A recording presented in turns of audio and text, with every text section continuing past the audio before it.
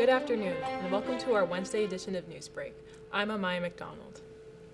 Yesterday, 1,400 Stony Brook residential students were vaccinated at a pop-up site in the Student Union.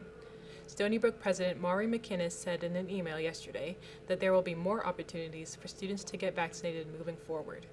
That same day, Dean of Students Rick Coteau sent out an email about another pop-up site in the Union for the Johnson & Johnson vaccine.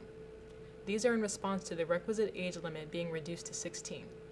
Biden said Tuesday that all adults in the U.S. should be eligible to receive the COVID-19 vaccine by April 19th. McInnes also stated in her email that Stony Brook University plans to return to primarily in-person learning next fall.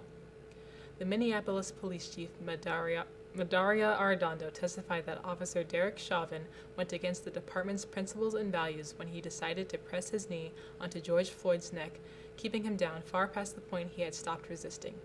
His testimony, as well as several other officers from the Minneapolis department, have helped take a huge step in breaking the blue wall of silence that has been known to be used in court by fellow officers trying to protect members who have been charged on the job.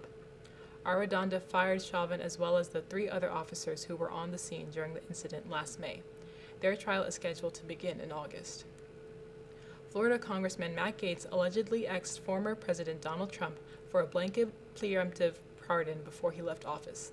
It is unknown if either Trump or Gaetz knew of the investigation when the private request was made. Gaetz allegedly asked for the pardon due to what he called the bloodlust of their political opponents. Despite Gaetz being a vocal ally for Trump during his presidency, Trump denied Gaetz a pardon under the advice of White House lawyers, saying that it would be a bad precedent. Gaetz is currently under investigation for having a sexual relationship with a 17-year-old and potential sex trafficking violations. Gaetz denies all allegations and refuses to resign from Congress. Next week, the Biden administration will launch a funeral assistance program that will provide up to $9,000 toward burial costs for Americans who have died of COVID-19. This program will be the largest ever offered by the federal government. Financial support will be available for the families of the 557,000 American lives lost to COVID-19 in the past year. The new program by the Federal Emergency Management Agency will provide reimbursement for a maximum of $35,000 for those that may have lost several family members.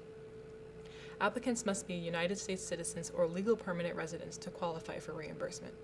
Applicants must also present a death certificate confirming that the deaths of their loved ones occurred in the U.S. Investigators have just released information regarding the moment just prior to the accident that seriously injured golfer Tiger Woods back in February.